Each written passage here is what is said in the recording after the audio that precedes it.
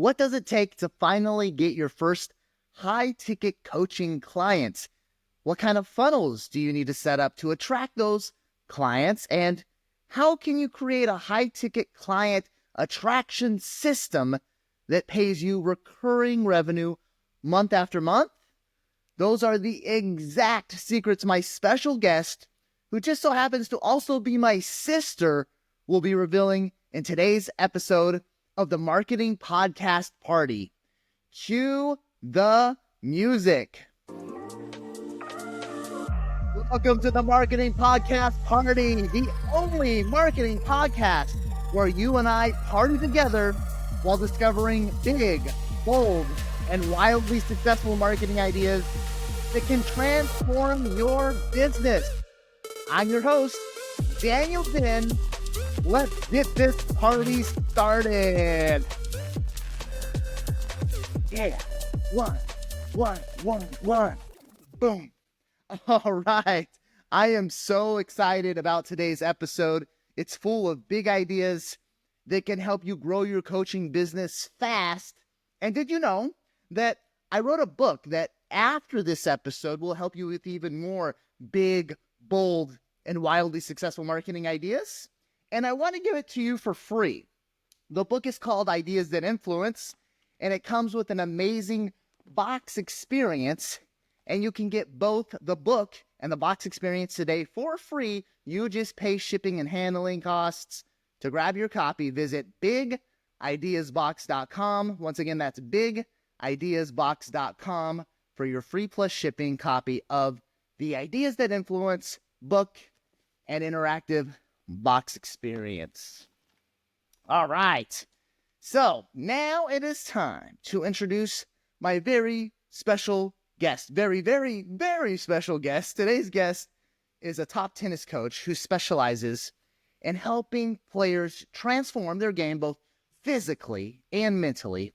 She's the creator of SkipFit and the Complete Tennis Transformation. She's also a very special person in my life who I am so proud of because today's guest is my sister.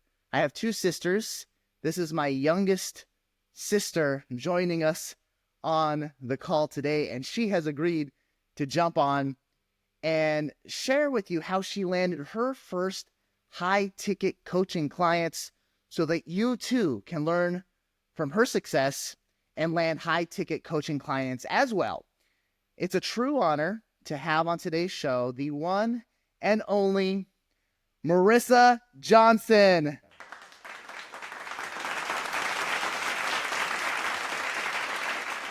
Let's go. Marissa, welcome. Thank you. Thanks for having me. Oh my goodness. Marissa, you are on the Marketing Podcast Party. When I told you about this podcast, I bet you had no idea that this is kind of the level of crazy that it would be. Is your mind blown already? No, because I already know you, and this is definitely something that you would have done. So. All right. Well, so I'm not just making like this is. No, you're this level of crazy all the time. This level of crazy all the time. I did have a period of my life, Marissa, where I didn't let the crazy part out. I kind of put it in a cage, right? I don't know if you knew that. And I did all right. Daniel Din did all right when it was all bottled up, and I was professional Daniel Din, but I like this better. This is more me, and people seem to like it. So we're going with it. Let's go. Nice. What phase of life was this? When I was really little, or was this when you were already? Well, yeah. How many years ago was this? Yeah, I mean, when I started working down in Brazil, I mean, everybody wanted to be like, basically, they wanted me to be like Ricky Suave, you know. Ooh. They wanted to be like super handsome guy up on stage, and I would get up there all dapper and like looking like a rock star, but like a very professional rock star, if that makes sense. Which works. Like, I really like the pictures that I got from that time period. But enough about me. We're here for you and your secrets today. Thank you so much, Marissa, once again, for being willing to drop the golden nuggets today. You've had some huge wins over the past year. And before we jump into the how-to land those high-ticket clients and how you did that and the funnels that were set up and everything, let's get to know you a little bit more. You and I met in the 90s. Yeah. So tell us about you, Marissa. Tell us about your journey that got you to where you're at today. Okay. Well, I'll start from my college years because that is where I was playing college tennis. I played college tennis at BYU, Hawaii. It was amazing being at school in Hawaii. And I was having a really good time getting better at tennis. It was a lot of learnings, though, as I learned exactly the type of coach I would want to be for my clients if I ever chose that path. But I did get a business marketing degree. And before I started coaching tennis, I was really trying to use my degree that I got. Mm-hmm. And I tried, I wanted to be a intern for an airline. I was really into serving people. I thought it would be so cool to do, like, be a flight attendant or do something where I'm serving others, but using my marketing degree. And I almost got a job for Frito-Lay. It was down between me and one other person. This was about 2015. And it was an entry-level marketing, but I was going to be ahead of all of the guys that go out and drive trucks and restock all the chips at the gas stations and all this stuff.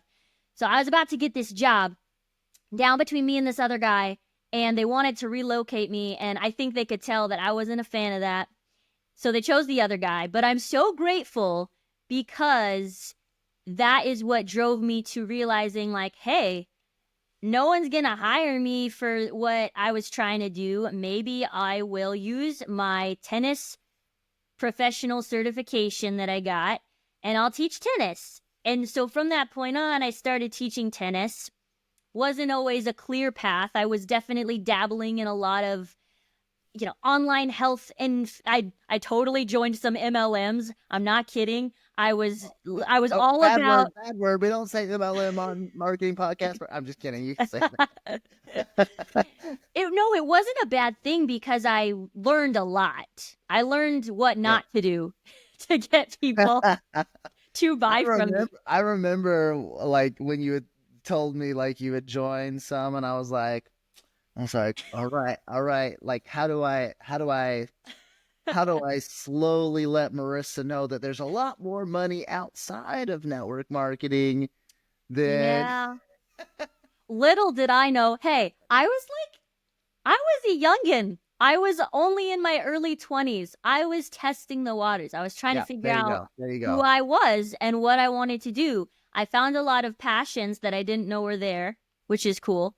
And I learned a lot, but I also figured out the path that I wanted to choose. And it was a tough one because you also know that I started a party business.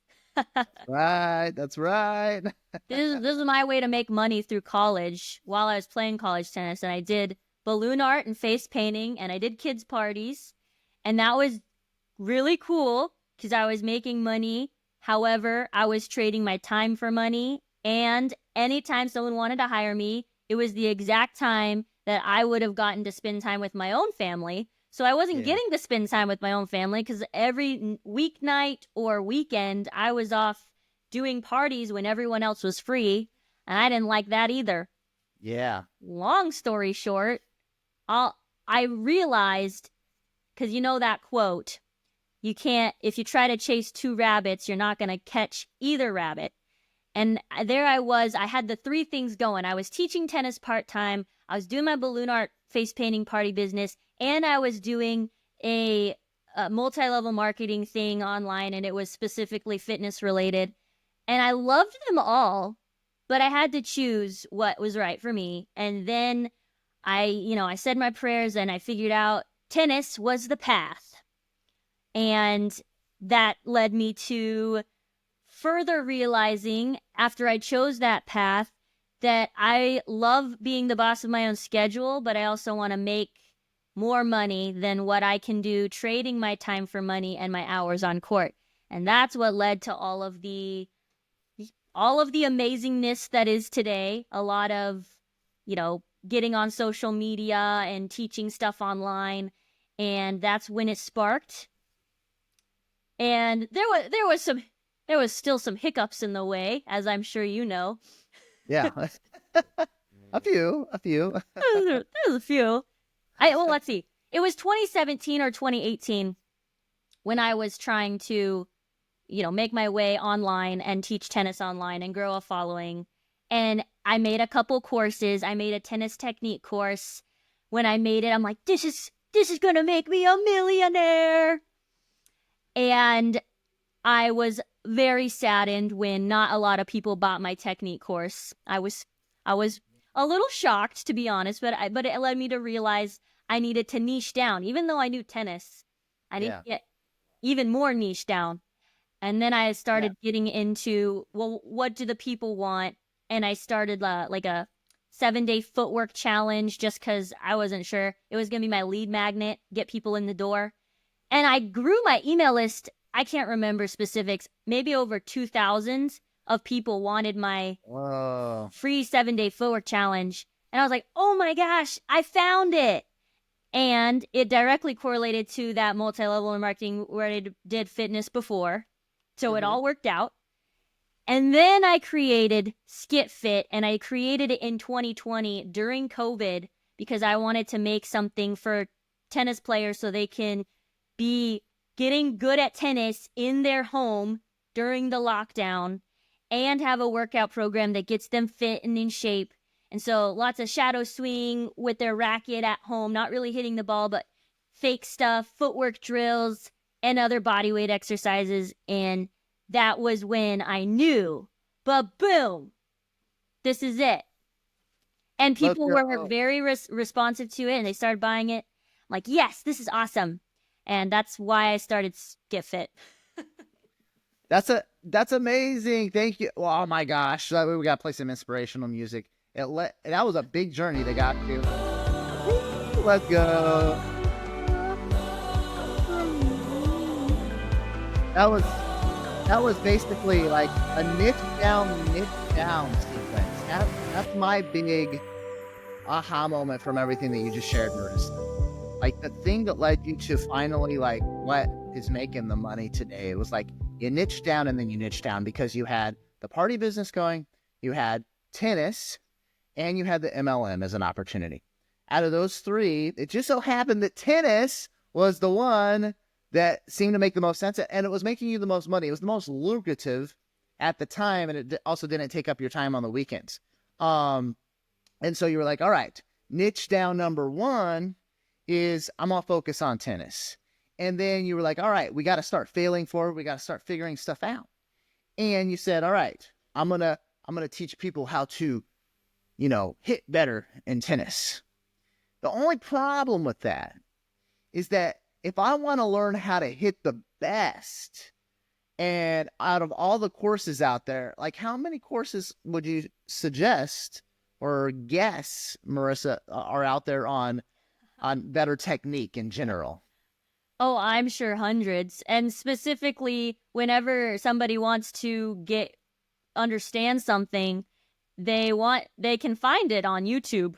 Right. There's a lot of coaches that are putting out the same type of videos, and they want to also be with someone in person. So they might go to YouTube for free knowledge and aha moments of how to hit the ball, but they still want to go on the court with their coach and say, am I doing this right?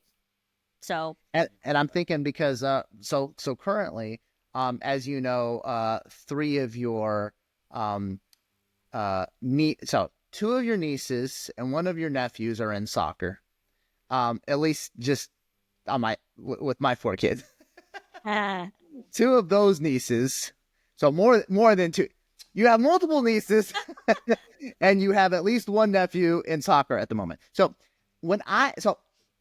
I'm one of their unofficial coaches.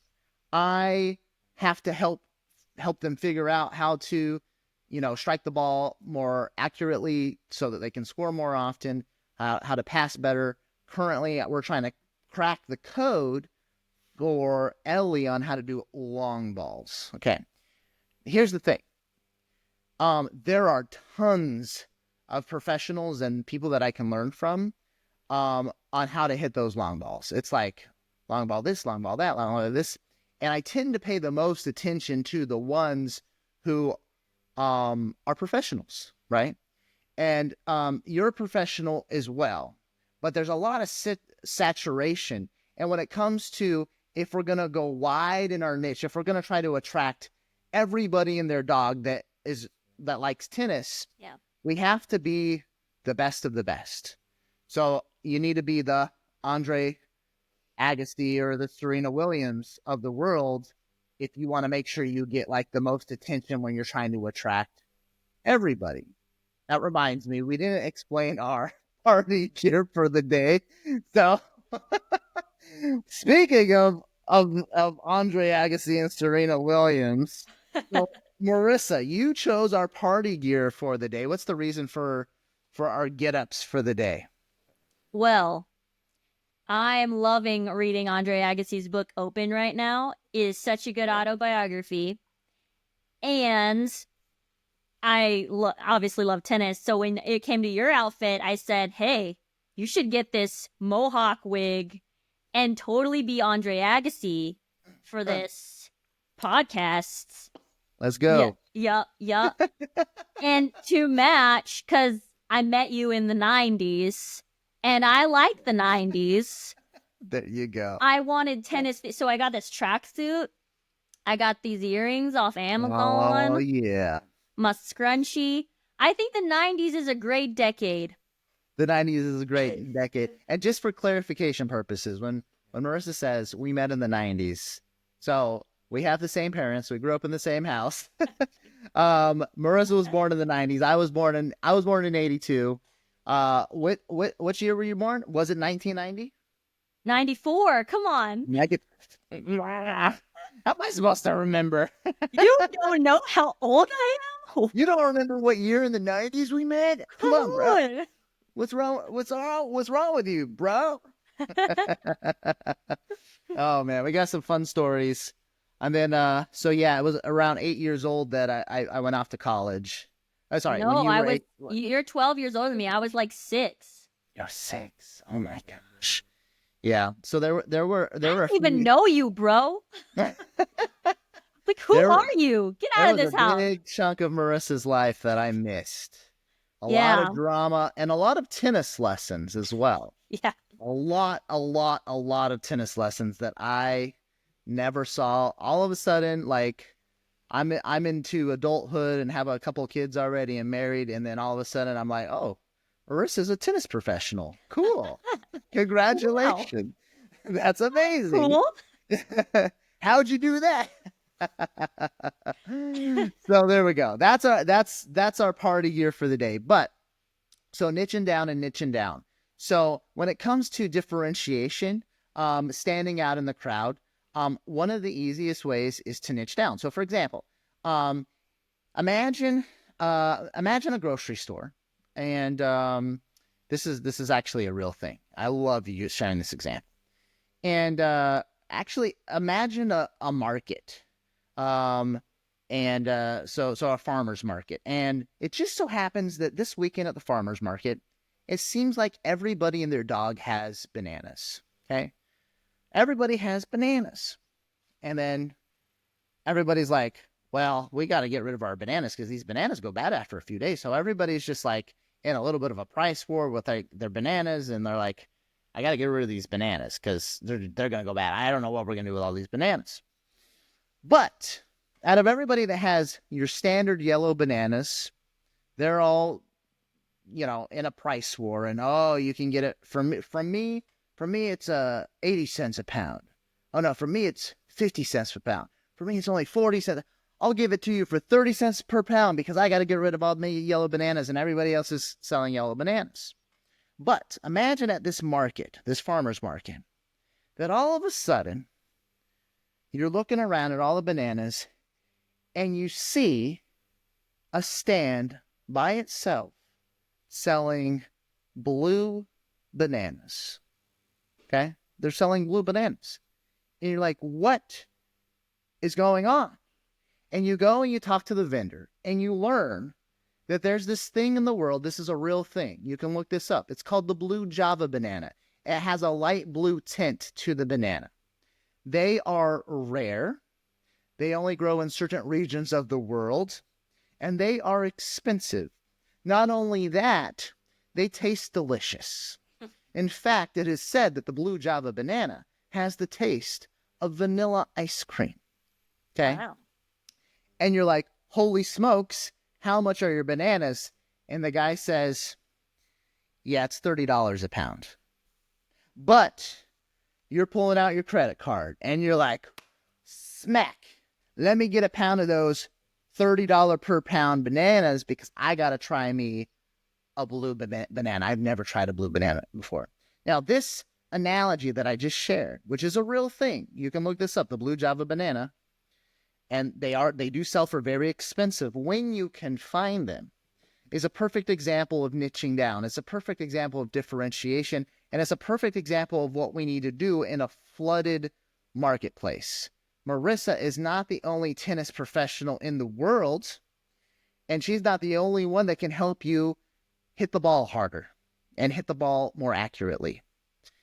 And recognizing this, Marissa stumbled upon the fact that out of everybody in the world, there were very few people teaching tennis with a niche down focus on footwork.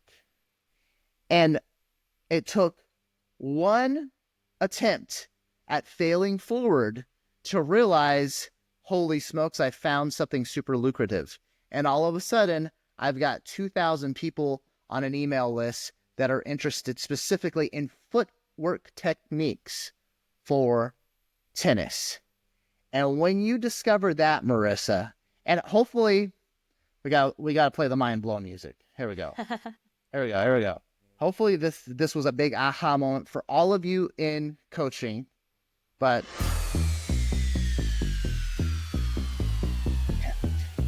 we got to niche down.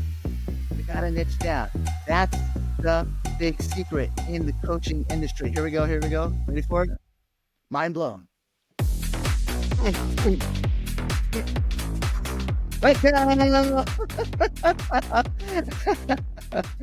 Now, let me ask you this, Marissa, because we're trying to help out people in the coaching industry. They're trying to attract these high-ticket clients. You discovered that niching down was the solution that eventually got you to attract the clients that you were trying to attract. Mm-hmm. And it's because you were trying a lot of things, and then you finally figured it out. Oh, this niche down approach is actually what's working.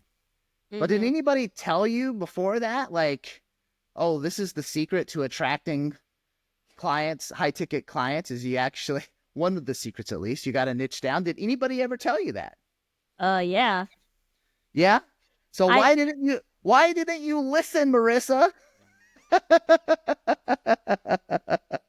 Because I'll tell you why. Because I thought that saying adult recreational tennis players was niched down enough.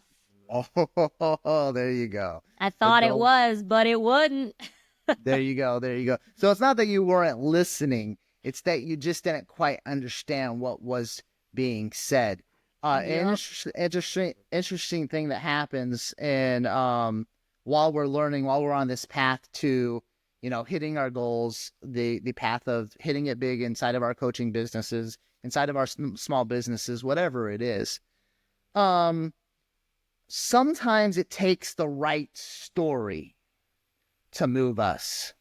Mm-hmm. And that's why I want to dive deeper into your story, Marissa, and some of the things that you uncovered while attracting these high-ticket clients, because it's stories like the one that you just shared where you stumbled upon the niche down approach that worked, and then people finally get it. They have the aha moment, and then they say, oh, now I understand the niche down approach and the reasons why, because of this story that was shared.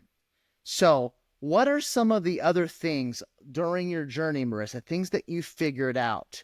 Because now you are working every single month, and it seems like recently you've been getting at least one new high-ticket coaching client per month. Is that right?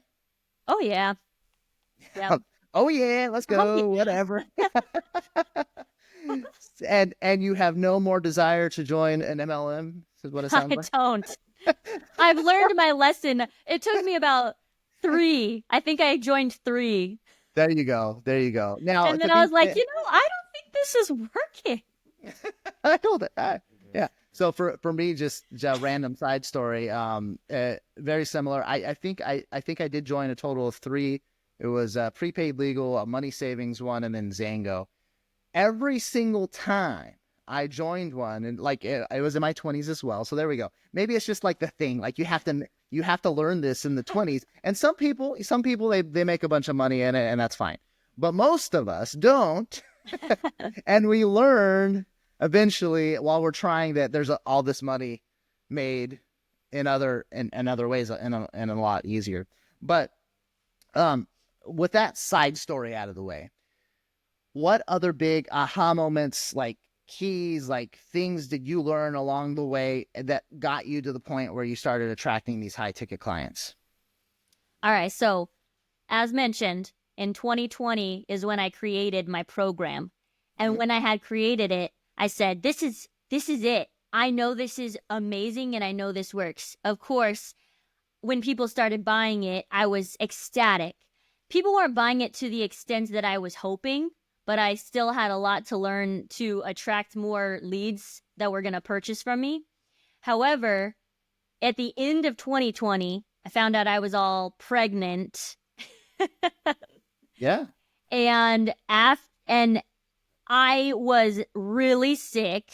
I really didn't want to exercise. I was still in my mind knowing that I had found my golden nugget of fitness and footwork for tennis adult players. Uh-huh. I went through the pregnancy and I gave birth. I'm like, all right, gave birth, time to get back into the business. However, my son, the day he was born, we found out he was born with congenital heart disease. And so he has 3 rare heart defects. And on the day he was born, this was the day my life completely flipped. And it didn't matter anymore. I didn't care about anything in the world except for survival, specifically of my son, because and I did give birth in a birthing center. Had we gone home, he would have passed. Oh, wow.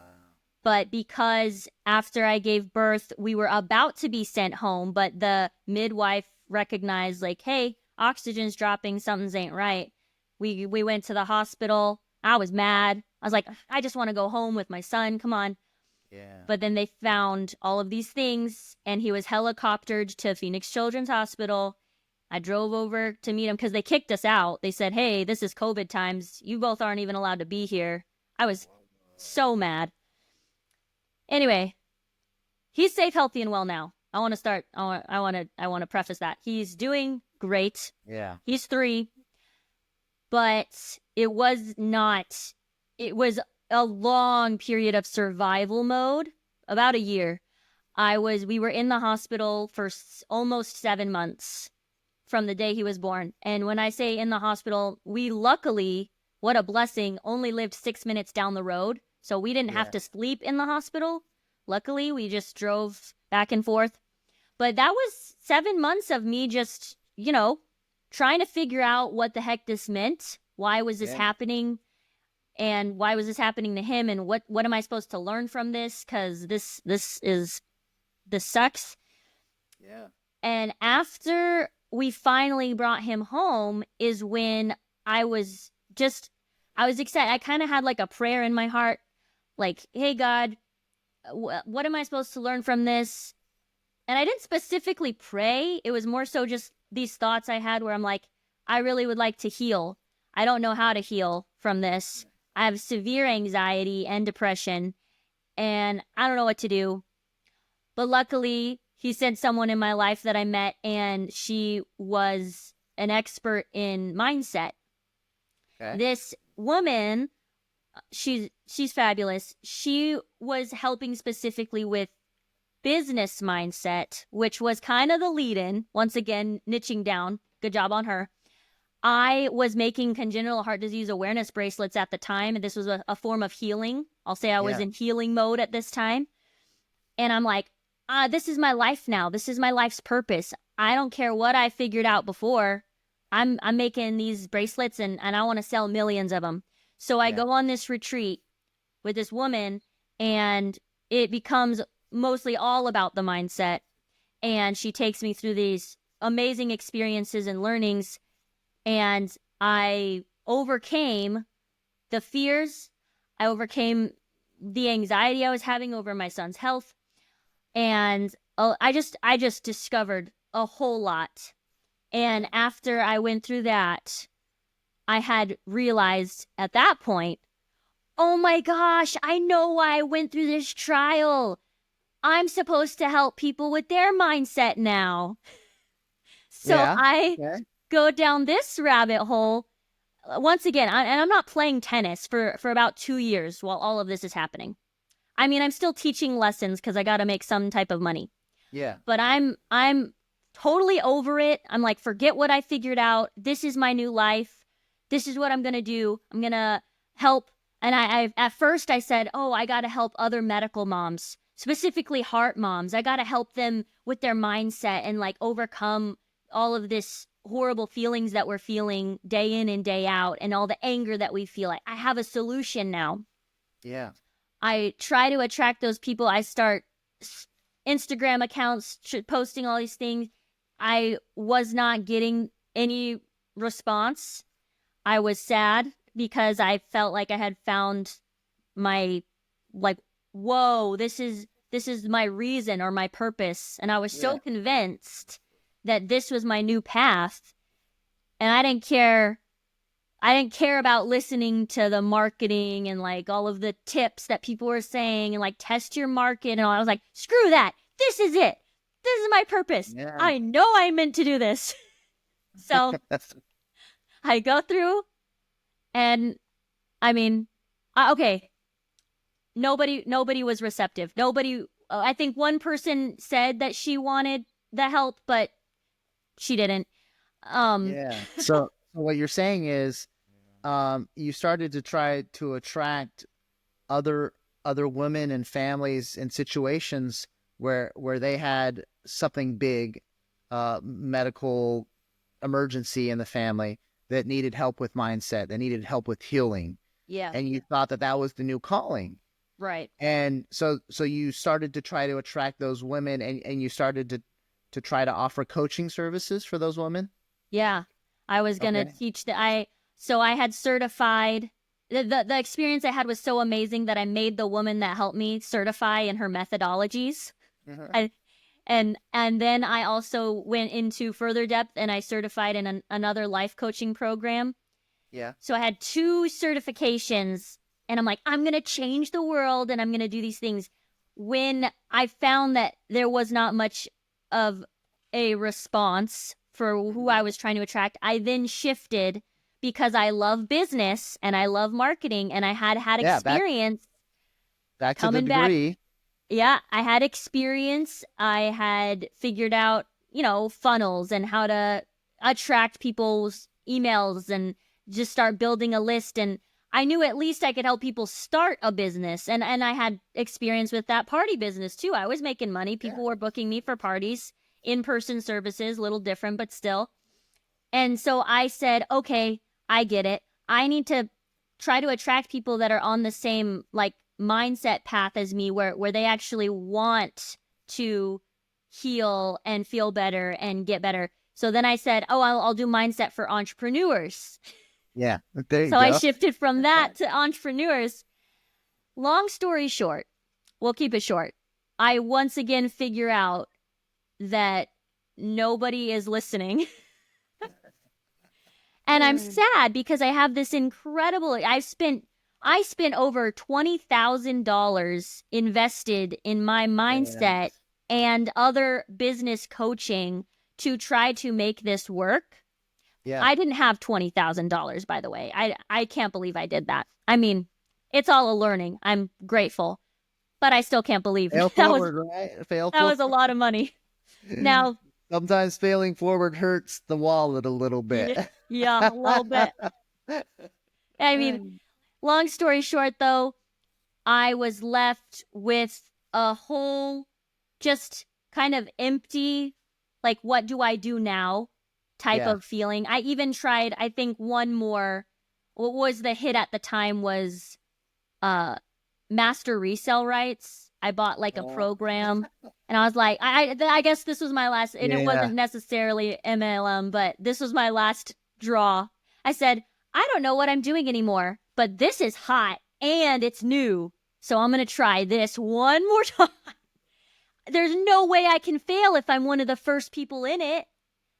Oh, so it was like a affiliate marketing or network marketing opportunity that had master resale rights. Yeah, well, it was a course. Yeah. Okay. It was a master resale rights course. So you buy it for $497 and you can resell it for $497. You basically get your money back if somebody buys. I never got my money back, by the way. Yeah. Easier said than done. Hey, buy this $497 thing. Well, it taught me I didn't know about that part of the story with the master resale rights. So I've been doing the online marketing since 2007, and I think it was right around 2009 or 2010 that I first started seeing people selling master resale rights. At least to me, it was probably existed before that. Yeah. And then I was like, doesn't that just devalue the market, right? So yeah. But I can see why it's like, well, yeah, I just gotta sell one and then I could sell 1,000,000, right? You'd think. Opportunity. I was diving into a world that I feel was so, I don't want to say scammy, but there were so many people, and I am guilty of this. There were so many people saying, oh my gosh, you can make money, when they hadn't really made money. Like, you can make money by going and doing this, just like me. And so I'm making these social media accounts saying how great it is when I haven't even got my money back. And another learning where after that failed, I once again was like, what do I do now? Now, this was 2 years after I had given birth. All of that trial and error, my walking away from tennis, all that. I get to this point and I say, I really need to get back in shape. There you go. I just need to get back in shape. And so I started to jump rope again. The Skip Fit program I made was centered around jump roping. I knew what awesomeness jump roping does for you, fitness-wise and speed-wise. I also wasn't liking the way I was feeling on the tennis court, because when I did attempt to hit with somebody like I used to, I was just met with a ton of sadness because I wasn't feeling in sync anymore. Nothing felt good when I hit. I wasn't powerful and I wasn't fast. I couldn't run, and speed used to be my superpower on the court. I start jump roping and then I say, oh, I'll just do my Skip Fit program that I made because it's awesome, and I made it. And then when I started doing that, I said, well, I might as well tell people about it. I mean, why not? I made it. Yeah. It's really good. I might as well just share my journey about me doing my own program again. Yeah. And that was the start of it. It came back full circle, but I had collected a lot of new knowledge along the way, specifically with mental toughness and emotional resilience. And then I could pair the fitness and footwork with the mental toughness and obviously my knowledge of already being able to help people hit the ball more powerfully and feel good when they hit. And that is what started it all back in the end. This was end of 2023. So a little over a year. Let's go. You put up a good fight and you came out better at the end. So let's go.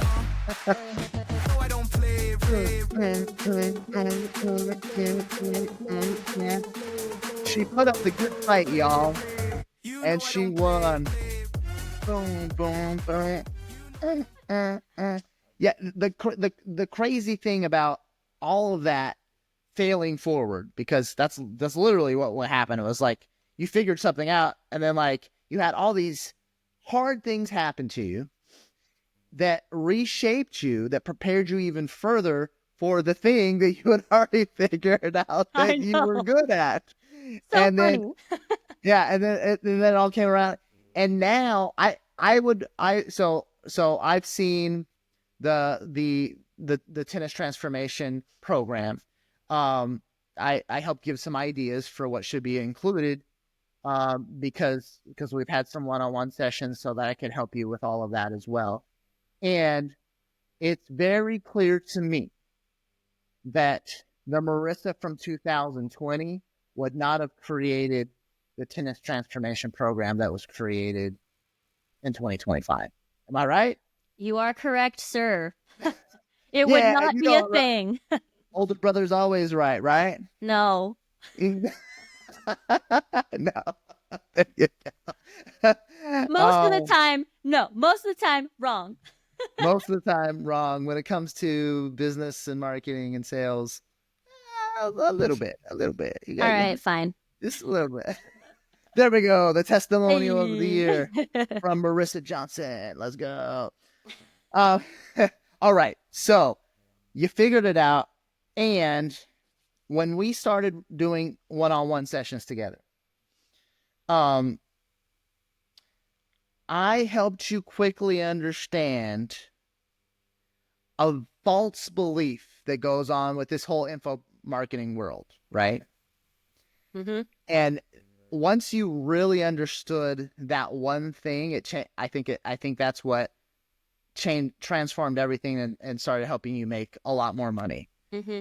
And you share that aha moment, because most people completely miss this one thing about the info market and about coaching in general. Yes. The aha moment. The moment I realized that I guess I can't just sell 100,000 of my $97 Skip Fit program to be making it big, and that is what would make me big, because I thought, as I think a lot of online coaches seem to make it look like, Yeah. oh, just make this amazing digital product and you can sell it thousands and thousands of times and you got it. You've made it big. And Yep. that was what I thought. And for many months, I still tried to argue with you about it. But but I soon to realize, oh, I guess you're right. I guess you're right. I guess. I mean, I guess I can't just sell. I mean, I could. I will rephrase. I could Yeah. do that.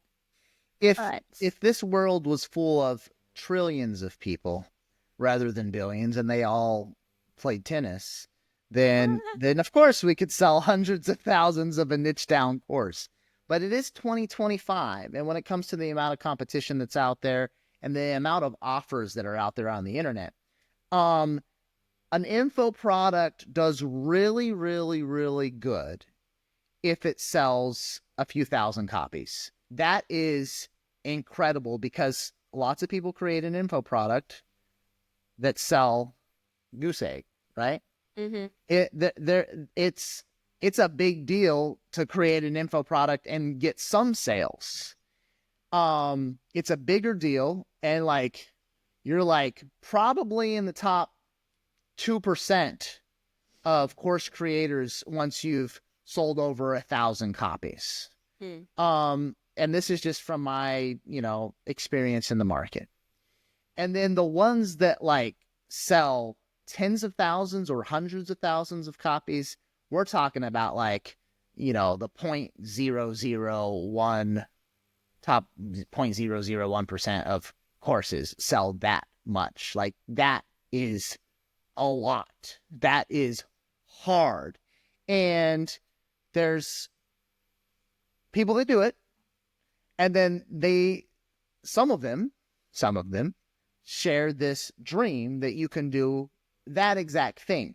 But the reality is that for us as coaches, and for us that are looking for a 6-figure, a 7-figure business and beyond in the coaching industry, the funnel and how it works ends up looking a little bit different.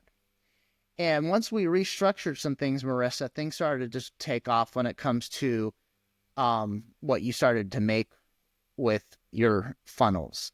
So what was the big thing that we changed on the back end in order to start getting things going? Let's dive into the details, because people want details on how, if they're in the fitness industry or just a coach in general, how they can start attracting more of those high ticket clients as well. Yeah. Well, you got to start thinking about when you find your product that does work, that sparks interest, and people are starting to buy it. Maybe you get 1 or 2 sales. And back then, I used to think, oh no, only a couple people wanted it. But that was small mindset back then, because this was before I got pregnant and had just a few Skip Fit sales under my belt. And I was getting mad at myself, like, why aren't more people wanting this? There was a few details that I could have done a lot better. And that was the fact that I should have never stopped talking about it, and I should always talk about it. Because if you find something that a few people want, but you only talk about it like maybe once every couple weeks, people are not going to be like, well, what do you do? What do you want? Like, what do you have something to help me? It's that confidence, or really, really more so the courage to put yourself out there every day or in the content that you create and always say, hey, I have something that's going to benefit you. You should get it.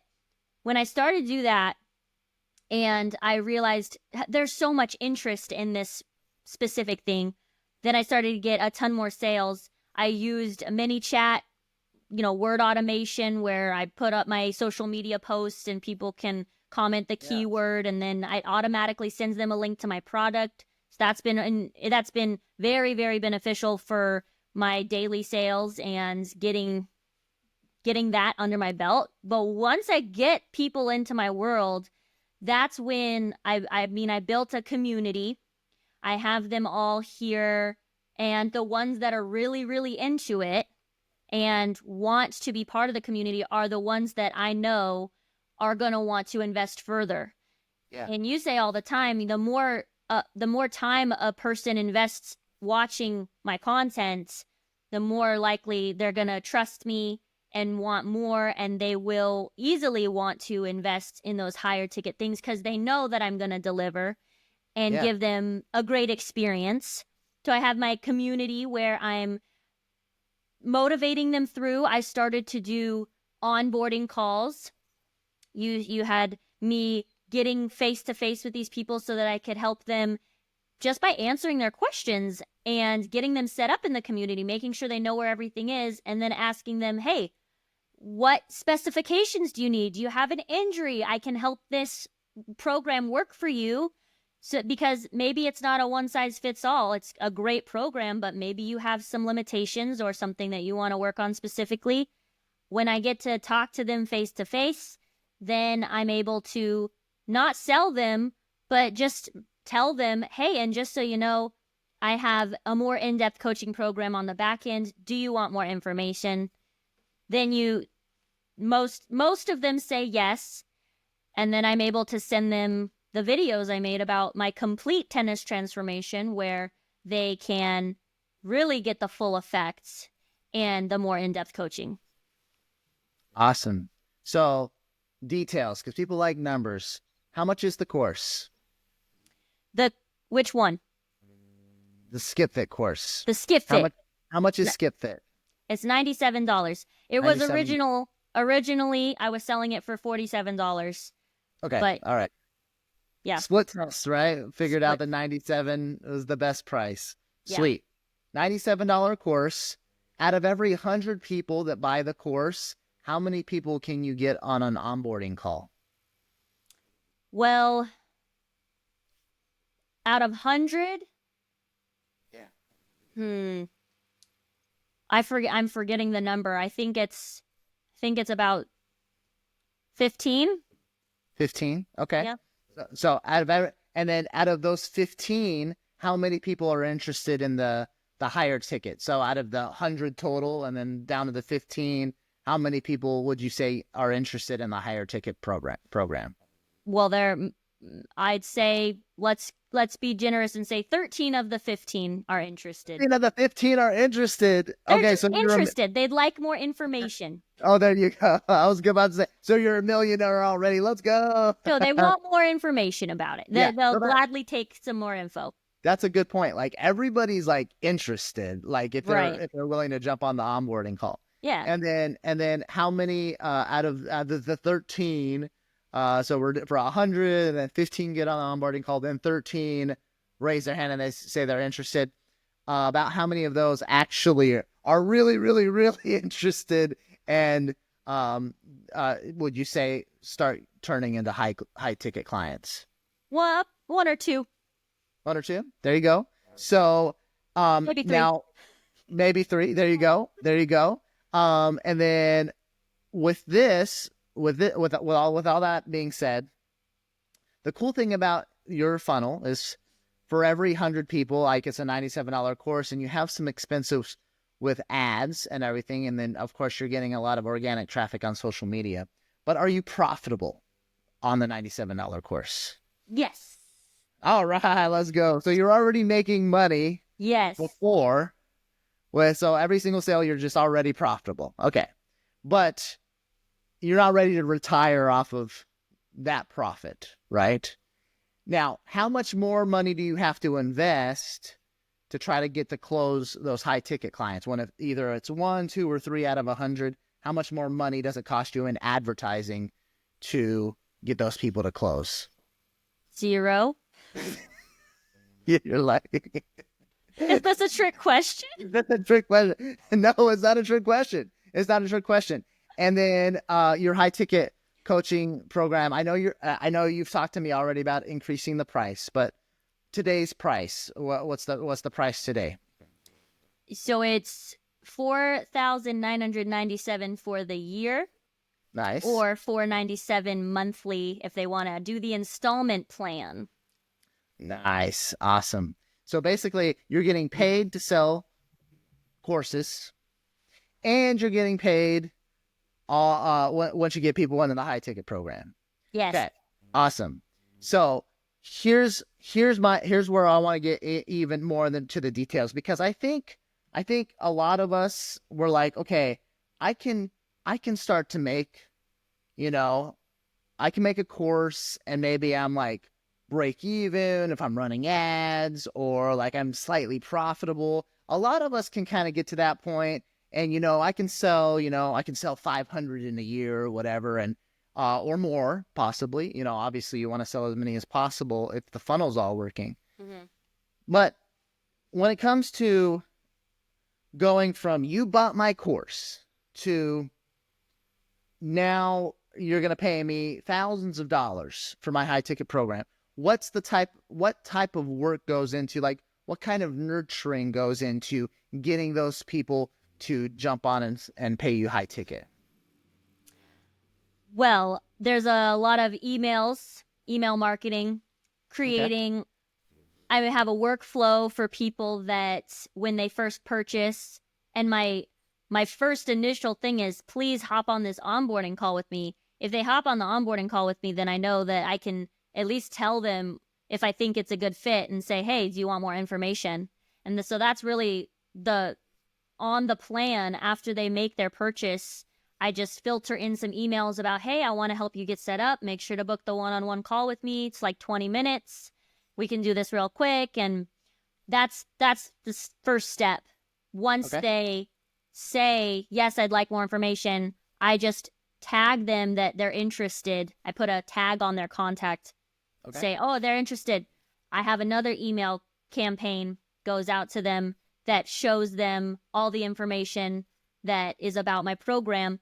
And those emails are prompting them to book a discovery call, which really these emails and these videos I created to talk about my complete tennis transformation is really doing all the selling for me. So if they book a discovery call, they should know, this is going to be a higher investment, but they should also be almost pretty much ready to just get all set up and get going.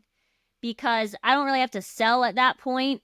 I just have to get to know them a little better if I haven't chatted with them before, but I already would have if they got on the onboarding call. And to make sure people don't slip through the cracks, I'm putting this series of emails already in their, oh, they purchased my Skit Fit program. If they didn't take action on the onboarding call, then I just start telling them about the complete tennis transformation in general. Okay. Now they're gonna hear about it eventually. So whether I sign up for an onboarding call or not, I'm still gonna eventually learn about the complete tennis transformation program. Yes. Awesome. As Now, well as in my community. in the community as well. Yeah, I have a great community where we're chatting, and I can send them, I can really use it for feedback and do polls and say, hey, what do you guys want the most? What do you guys need? What do you think of this? And I can really test my market of already people that have purchased from me and see, like, what do you really want? What can I help you with? Awesome. Where's the community at? Is it on Facebook? Is it somewhere? It's a school community. Ah, nice. School community. And the interaction's really high. Like, people are super engaged in there. Yeah. Well, there's some people that post every day. There's Really? some people that post once a week. And then there's other people that don't post at all. Yeah. What kind of things are, I mean, this is footwork for tennis. So, like, what are they doing? Like doing videos of their footwork routine? Like what are they posting about? This is a 28-day program. So they're mostly posting and saying, like, I completed day 1, or I just did upper body strength and it was so great, or, oh, hey, can you give me some advice about my tennis match? I'm feeling nervous. What do you guys think? Some people are excited to just share that they're doing shadow swings at home, and they post a picture of them, or if they're watching professional tennis on TV and like, oh, did you see this match? So we're just I've built this community of people that actually are really willing to put in the work, do the footwork, do the fitness, do what it takes to get to the next level. So I already know they're all qualified people that would want to be in my complete tennis transformation.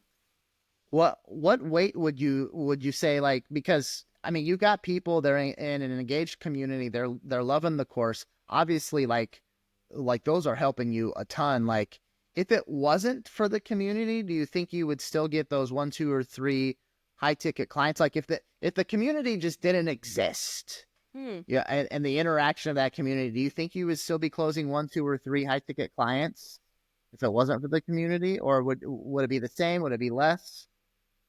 That's a great question. I never thought of that. I would assume that it would be a bit less, because if they don't get on the onboarding call and it's just left to me emailing them. Yeah. I mean, there's a huge component to a community, and the community is, you have to nurture it in a way that's saying, hey, I have more to offer you. And if people buy my program and don't even get connected with the school community, kind of bums me out, because I know that it's a less likely chance that they're going to be motivated by other people. I have people in the community talking about what they're doing in the complete tennis transformation, and they are creating a sense of FOMO where people are like, wait, what are you talking about? We're doing Skit Fit. I'm so confused. What's this next program? And so there's that aspect of it too, where people are going to be they're going to be my motivators and biggest hype people for me, and talk about what they're doing next, because they're excited about it.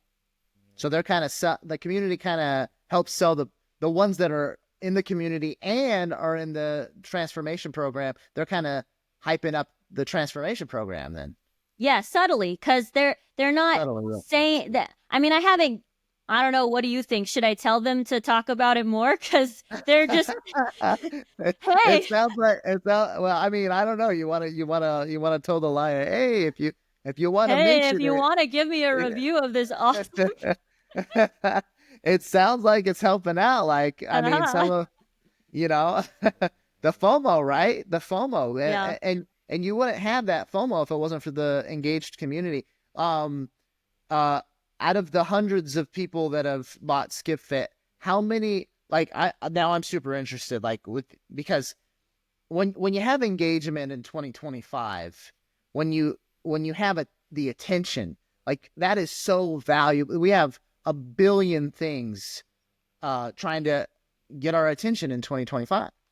So when you have a few hundred sales, and then you have a group of the people that have bought your thing, and they're engaged in a community, and they're posting, some of them posting every single day, the value of that, the value of the attention that they're giving you and your community and the tribe and everything that you're building is massive. So what percentage of people that buy would you say are, like, actually engaged in your community? Because this is huge. It is. Let's see. I really like the school communities because it helps. They give them points inside it so they can level up and unlock more stuff. So there's an incentive. There's also the incentive of, if they are the most engaged, I send them a gift in the mail if they're, like, top for the month. Oh, okay. And I send them, it's actually a congenital heart disease awareness bracelet. That's, like, the main gift. And I send them a sweet message about my son and the story, and how, hey, you're out there playing tennis, appreciate life. You are living, breathing. One lost tennis match isn't, like, the end. You have so much to be grateful for. It's like a really touching message. Yeah. And so I send that as a gift, and that's part of just the nurturing aspect to it. But to answer your question, of the people that purchased, how many are really truly engaged? Let's see. I have currently about 270 people in the community. Okay. Not everybody is active. I can tell because there is an app connected. They could get the app. And if they don't get on the onboarding call and I'm not able to walk them through everything about it, a lot of people might get discouraged and be like, oh, well, or they get busy. Yeah. I think that the engagement is sporadic, because when the people are doing Skip Fit, they're super engaged. But once they finish the 28-day program, unless they're investing further, they kind of trickle away. Yeah. That means that whoever purchased in the past 30 days and was really invested and ready to get going, they're going to be the ones posting. But those that bought it 5 months ago that already did Skip Fit, maybe once, twice, or 3 times, they're kind of done posting in the community. But I could be better about, making it even a bigger of a tribe and not just talking about the Skip Fit and getting more posts in there. I'll have to think about that, because I don't want people to think after they finish the 28 days that it's the end. I'm starting to, this is a good tip, I'm starting to incorporate bonus challenges. Ooh. I'm about to send out an email for a 30-day jump rope lean out. So you're going to, like, tag on to your workouts and do, like, 5 minutes of jump rope, then for next 3 days, and then 7 minutes. And then by the end of 30 days, you're jump roping for 20 minutes straight, and you're, like, getting shredded. And because people have a goal to lose weight or lean out. So I've realized starting to do these fun challenges where, hey, add 10 minutes of core at the end of your workout every day for 30 days. Let's see the difference. And so I've started to do more stuff like that where I can keep people coming back. Yeah. So a cool idea. So when I did 75 hard, I was, like, so excited that I finished it. Random side note, Marissa didn't finish 75 hard. I don't like that it's called 75 hard. It shouldn't be called that. Because that is totally a limiting belief. If you already go into something saying, oh, this is going to be hard, this is a mindset tip, okay? I said, why is this called 75 hard when it's making me think how hard it is to do every day? Nuh-uh. Nuh-uh.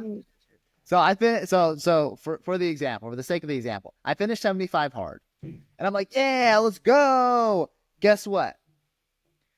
That when you do finish 75 hard, if you have the app, immediately, and I'm not saying, like, we're not talking about a week later. We're not talking about a day later. Immediately, it says, congratulations, you've just leveled up. And I forget the name because I was like, no, I am not doing that again. That like took so much time out of my days to finish 75 hard and to not Yeah. skip a day. And I was like, no, But for the people that are like the diehards, right? For the dream customers, right? They have different levels and it does not stop. It goes 75 hard. And then whatever level 2 is, whatever level 3, 4, 5, and they have different ones that you can check off. And so for your community and everything that you're doing, what you can do is you can say, hey, when you finish level 1, then you're a bronze member of the Skip Fit community. And then you get to start working towards the silver level, and maybe that's a 90-day thing, and they unlock the silver portion of Skip Fit, and then it can go to gold if you want. It can go to platinum. It can go to platinum plus. It can go to platinum double plus. You get the idea, and then that can get people that they were super excited. They were posting every single day. The diehards, the ones that are your dream customers, the ones that you know are perfect for your high ticket program, they stick around in the community and they get more and more and more excited. So there's a bonus idea for you because it's super exciting. This is rare. I'm telling you, I promise you. The fact that you have this engaged community of people loving your course, this is gold. And it's one of the big reasons why you're getting these high ticket clients. So if we can extend that out and keep them engaged even more over time, it will mean more monies in your pocket. Let's go. All right. So I want to ask one more detail before we wrap up the call, because basically you told me, Marissa, okay, I have a course that people like. It's niched down. That's one of the reasons why it's working. So niched down course, boom. Okay. Big tip there. People buy the course and I get them on an onboarding call. Boom, big tip there. That gets a lot of people interested.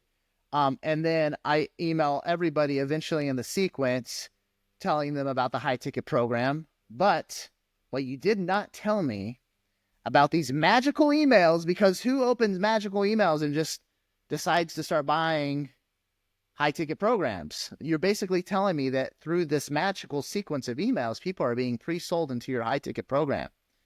So I'm missing something here. I'm missing like a tidbit of knowledge, like what's going into this magical email sequence that's getting people to write you checks for $5,000 a year.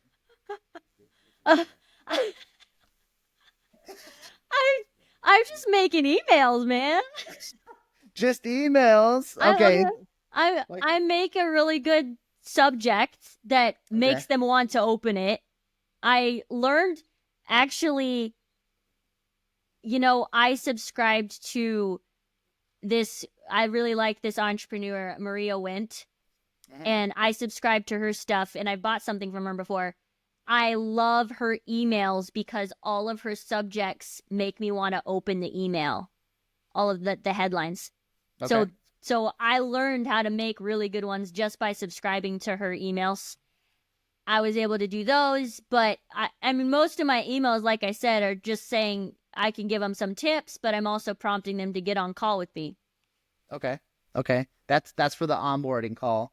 But for the program, you've sent out specific emails and sequences about the program as well. Are you like sharing like additional tips inside of those emails? Like how are you talking about the program? How does that work? Oh, well, I made those awesome videos. I made like marketing videos about it. That they're about, I'd say 12 to 20 minutes long each. And I made a video that's specifically talking about the opportunity itself. I'm not like pitching hard. I'm just presenting the opportunity. And I'm like, hey, here's three ways that you can level up this year, 2025. Check out these secrets. And I mainly talk about the opportunity and some aha moments that I can give in this video to get people like realizing that that's something that they would need. Then in my second video, it's mostly all about the transformation. And I'm able to share my transformation story about how after 2 years of not playing tennis, and I did get back into the fitness and all of these things, and how I was able to get fast and strong and hit like never before, and all of these amazing things. And I'm able to share client testimonials, that people that were already in it. Then I made a third video on what they get. So it's a 3-step video that I gave them. 3-step video series. Yes. Nice. So I mean, this is good stuff. This is mind-blowing stuff. So we've got the opportunity with a bunch of aha moments that you share, transformation that includes testimonials, and then basically what you get inside of the program access. And you're saying those 3 videos are like helping you sell more. Basically, they're like pre-sold through these videos. Yeah. So that when they get on the Let's go. so random, the music just Yeah, let's go. Mind blown. Fun. Okay. Opportunity, transformation, program access, 3 video series. So that's part of what goes into these emails when you're basically pre-selling everybody about this program. Yep. 10 minutes long, 12 minutes long. How long did you say? About 10 to 20 minutes. Depends on how much information I gotta say. Okay. Are these just like selfie style videos? Oh no, they are legit. Legit videos. I paid the big bucks to get it, make it look super professional, way more professional than I could make it look with my. Oh, there you go. Big bucks, so this is expensive. I mean, doesn't have to be. That's when you say big bucks. Is it gonna cost me like $10,000 production? Oh no, okay, I spent like $500 to get 3 really good videos. There you go. So you paid. So you like planned them out. You had like an editor and everything. Yep. Okay. So you made it a production, scripted everything out. Yep. Thought about it, and people like the videos. Lots of positive feedback on the videos. Yeah. Sweet. And then, people are like, yeah, I'll book a call and I'm ready to get going. I'm ready to write that check. Pretty much. Pretty much. Easy peasy, lemon squeezy. So easy, man. Why aren't you guys doing Why aren't you doing it? No, that's amazing. But we say easy peasy, lemon squeezy. Why aren't you guys doing this? But you literally just got done a few minutes ago telling us about your ups and downs and all arounds that finally got you to this point. And so, yeah, it's been about 10 years since I graduated college and was saying, hey, I'm going to make something amazing. There you so go. yeah, it took about that doesn't mean it has to take you that long, whoever's listening, but there's a lot of learnings to be learned. Yeah. What is it that people say? Most overnight success stories take about 10 years. Maybe. I swear there's a quote like that. If that's the quote. Yeah. So yeah, people think I'm an overnight success story. I've been working on this for 10 years. Okay, there you go. All right, Marissa, this was good. This was gold. Thank you so much for sharing these tips, for helping other coaches out there, other people in the fitness industry as well, attracting those high ticket clients. What's the best way people can learn from you, Marissa, everything that you're doing? Well, if you want to check out my funnel, if you want to see how I set up my website for my initial lead-in product, which is Skip Fit, it's a tennis workout program to do at home, and kind of see how I set it up. The web address, URL, that's what I'm trying to say. Web address. What? Is this the 90s? Are we back in the 90s now? We are. The web address is, hey, I got to play the part. What's the AOL keyword, Marissa? What's the AOL keyword? So we got www. Rip It Tennis. That's my business. Is Rip It Tennis, all Okay. spelled normal. .com/skipfit. Skipfit is one word. It's SKIPFIT. There you go. Skip it. Okay. So, one more time. Skipfit No, tennis. no. That's the foresight. www.ripittennis.com. Ripittennis.com. That's my .com/skipfit. Okay. Awesome. There you go. The funnel that- that's making all my money. That's the top of funnel that's funneling people in Yes. through your whole sequence.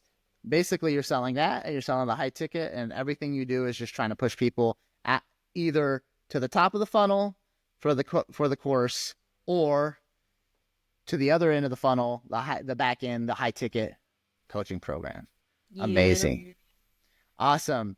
Well, thank you, Marisa Johnson, my sister.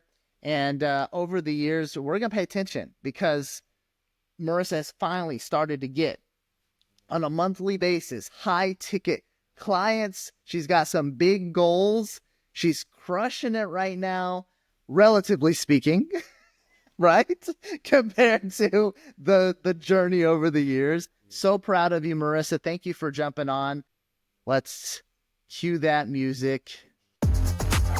Oh, yeah. Thank you for joining us in this episode of the Marketing Podcast Party. Please share this episode with your friends, family, and business partners. Also, remember that the party continues with your free copy of the Ideas That Influence book and interactive box experience. And I wrote this book and created the box experience to help you with even more wildly successful marketing ideas. So head on over to bigideasbox.com to grab your copy. Get your copy for free. You just pay shipping and handling. Once again, that's bigideasbox.com for your free plus shipping copy of Ideas That Influence. I'm Daniel Zinn. This is the Marketing Podcast Party, and I will see you in the next episode.